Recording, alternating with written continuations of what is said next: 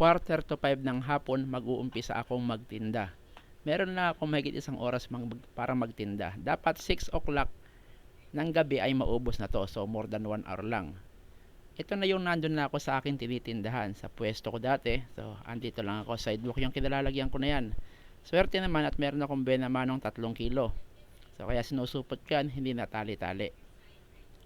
Most of the time tali-tali ang aking ginagawa. So sa bayan yan nagtatali ako habang walang bumibili. At pag may bumibili man ng per kilo, pwede nilang piliin. So mas maganda yung pabor yun sa mamimili. So ito na nga per kilo, sinusupot ko na, hindi yan nakatali.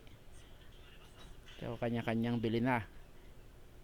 Pipili sila, pabor sa kanila na makakapili sila. So pag may pangit na dahon, pwede nilang tanggalin.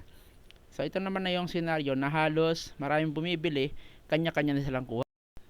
Pag times na walang bumibili, saka naman ako nagtatali. At ito nga, 6 o'clock na ng gabi, ubos na rin yung paninda ko.